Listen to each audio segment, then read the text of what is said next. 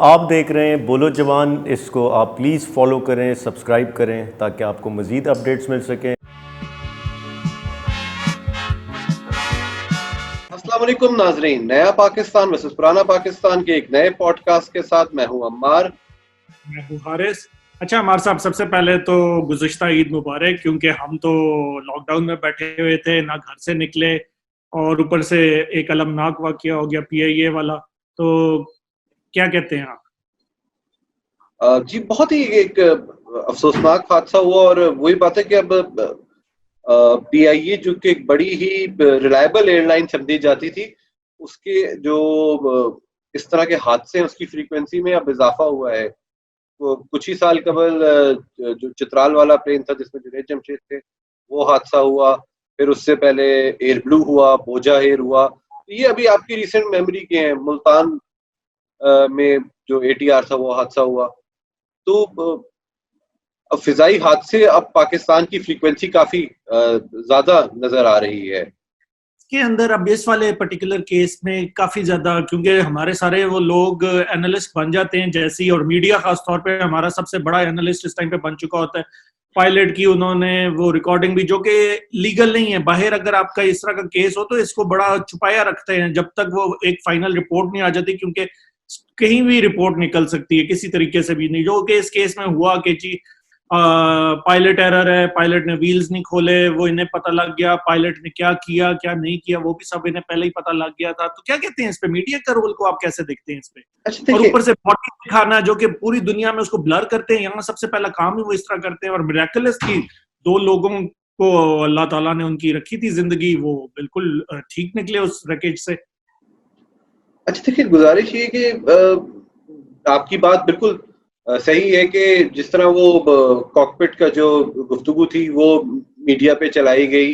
फिर गरीदा फारूकी साहिबा ने जो पूरी पैसेंजर लिस्ट थी वो अपने ट्विटर हैंडल पे डाल दी। एक्सेप्टेबल जो नॉर्म्स है वो तो यही है कि जब तक एक इन्वेस्टिगेशन होती है उसके बाद आप इन तमाम चीज़ों को पब्लिक करते हैं।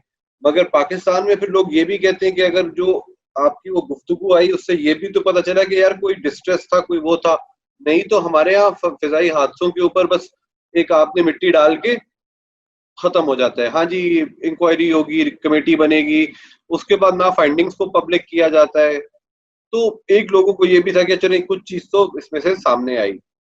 अच्छा, जो अभी तक क्योंकि उसमें अब कई उस पे वो है कि क्या जो तैयारा था, एक स्कूल ऑफ थॉट है, वो कहते जी उसको उसी वक्त बेली लैंडिंग कर लेनी चाहिए थी, उसको दोबारा वो नहीं करना चाहिए था। एक मियाँ साहब सवाल बड़ा ये भी उठा कि एयरपोर्ट के इतने करीब आबादियां इतनी ज्यादा कैसे हो गई। देखें, ये सबसे भी बड़ा सोचने वाली मसला बात है। इस्लामाबाद एयरपोर्ट देखें। जब इस्लामाबाद एयरपोर्ट की अनाउंसमेंट हुई थी ना, आज से कोई 10-15 साल पहले, सबसे पहला काम हमारा यहाँ होता है कि जी उधर सोसाइटियों में प्लॉट देखो, क्योंकि वो होंगे महंगे। पूरी दुनिया में आपने भी ट्रैवल बहुत किया, मैंने भी किया है, एयरपोर्ट के करीब करीब आबादी नहीं होती, क्योंकि उस जमीन की वैसी वैल्यू गिर जाती है। ये पाकिस्तान एक ऐसा मुल्क है जिधर एयरपोर्ट अनाउंस नहीं हुआ, आपके लोग वहां आबादी लेके पहुंच गए सारा का सारा। और देखिए, आपका एक बहुत बड़ा ये हादसा हुआ है, और ये एक आंखें खोल देने वाला चीज थी, जिसकी वजह से अब हमारी हुकूमतों को देखना पड़ेगा कि आपने बिल्कुल रनवे के साथ आबादी बनाई हुई है। कुछ हो जाए मसला, कोई जिस तरह ये अभी हुआ 100-200 मीटर पीछे का कह रहे हैं कि जी ये हादसा हुआ है जिसके अंदर आपके घरों पे गिरे, और घरों के अंदर अलग से मसले, वो जो अभी बॉडीज वगैरह हैं, अभी मलबा उठ रहा है, अभी भी सारा तरीके से क्लियर नहीं हुआ। आज भी 1-2 दिन पहले का भी ये है कि जी एक 12 साल की जो बच्ची है वो घर के अंदर मुलाजमा थी, लेकिन वो फौत हो गई।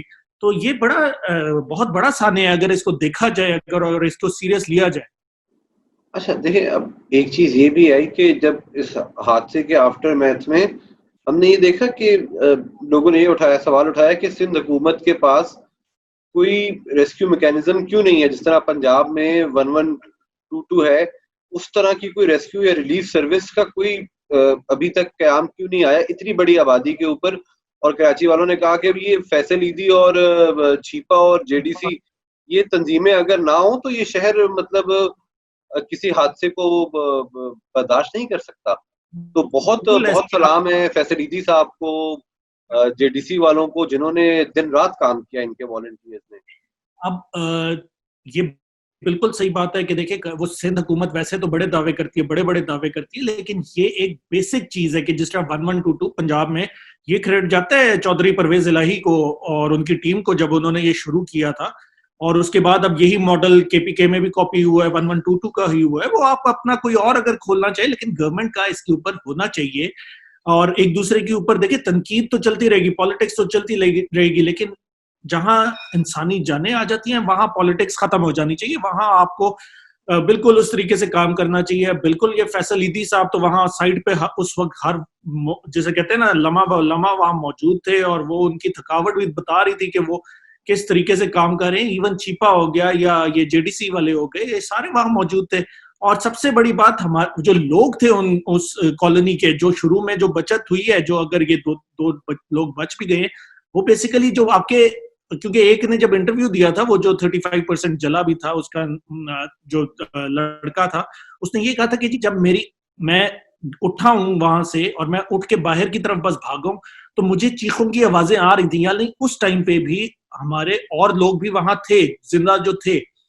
अब जितनी स्पीड से आग ने, बेसिकली तो आग की वजह से ज्यादा वो हलाकतें हुई हैं, तो जिस स्पीड से लोग निकाल सकते थे उन्होंने बड़ा किया है। वो बाल्टी से कोई पानी डाल रहा है, कोई वैसे डाल रहा है, लेकिन कोशिश उन्होंने भी पूरी की है। लेकिन हाँ, एक तरफ से, लेकिन अब आप ये भी देखें वो गलियां भी तंग थी, वहां अगर आपकी बड़ी फायर ब्रिगेड भी फौरन नहीं पहुंच सकती थी।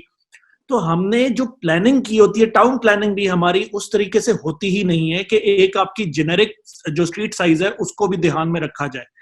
जी, तो खैर अर्बन प्लानिंग के हवाले से भी सवाल हैं, इसके ऊपर भी सवालात थे कि गालिबन के जो घर थे वो भी गालिबन 4 मंजिला या 5-5 मंजिला भी हुए हुए थे, तो शायद अगर हाइट और जोनिंग रहती तो शायद तैयारी की उससे टकराव ना होती। तो खैर अब तो ये इफ एंड बट्स वाली बात होती है जब तक एक डिटेल रिपोर्ट नहीं आ जाती।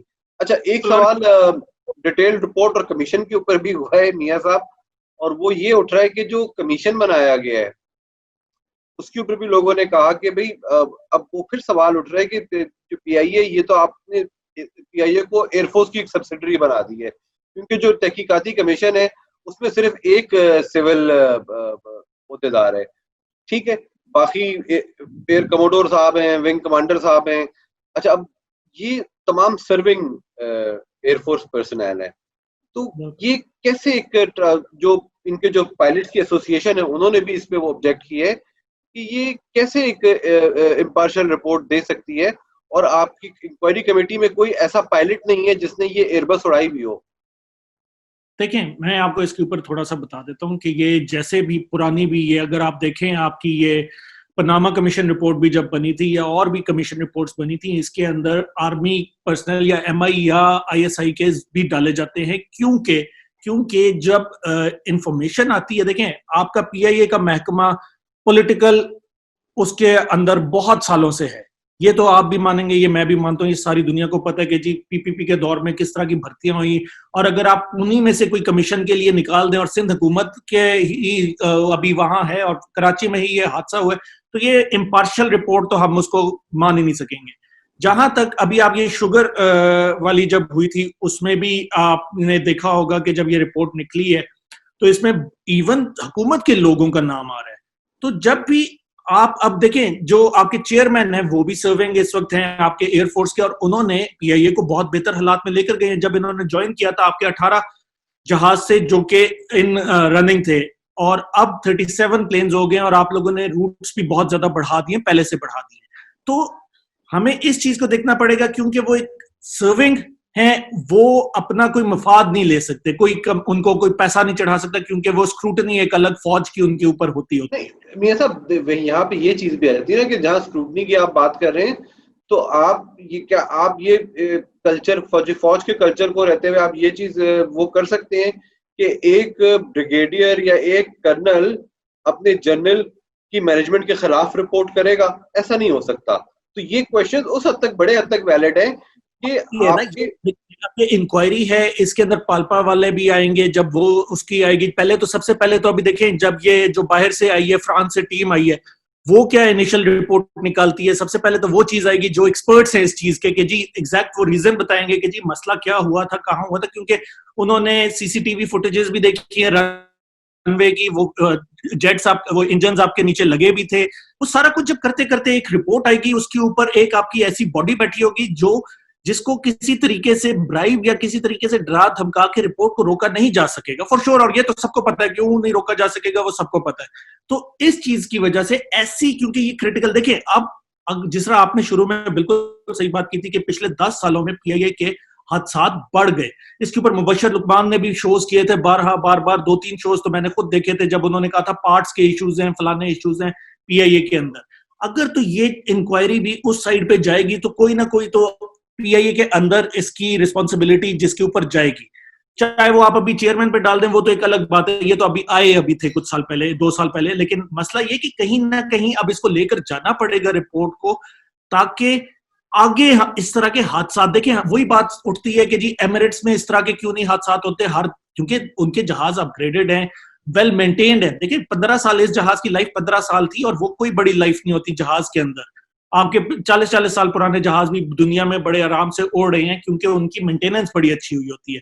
लेकिन इधर जहां तक अब ये आ रहा है कि जी इंजन नीचे लगे, इंजन उसके बाद हुए खराब, तो वो तो रिपोर्ट जब आएगी उसके ऊपर होगा। जहां तक ये वाली है कि ये लोग क्यों हेड कर रहे हैं, मैं बिल्कुल इस हक में हूं कि ऐसे लोगों को ही ऐसी इंक्वायरी, जो कि बहुत क्रूशियल इंक्वायरी है, वो हेड करनी चाहिए, जो कि सर्विंग है, जिनका अपना कोई मुफाद नहीं होगा, और वो इसको पब्लिक करना बहुत जरूरी है इस रिपोर्ट को, ताकि जो इसके अंदर इन्वॉल्व हैं, और अभी से नहीं पुराने अरसे से, अभी वही समय के टाइम हम उम्मीद यही करते हैं कि इस रिपोर्ट की जो फाइंडिंग्स है उनको पब्लिक किया जाए, और जब तक इस चीज को पब्लिक नहीं किया जाता तो मेरे ख्याल से उन स्पेकुलेशन से गुरेज किया जाए, क्योंकि एक सेक्शन ऑफ द मीडिया ने तो आपने उसको पायलट एरर के ऊपर कर दिया कि जी पायलट इंजन टकराया था, ये हुआ था। अभी ये सारी आपकी और मेरी हमारी स्पेकुलेशन है, ठीक है, कोई कंक्लूसिव फाइंडिंग्स तो आई नहीं। तो जब तक कोई कंक्लूसिव फाइंडिंग्स नहीं आती, हमें इस किस्म की स्पेकुलेशन से गुरेज करना चाहिए।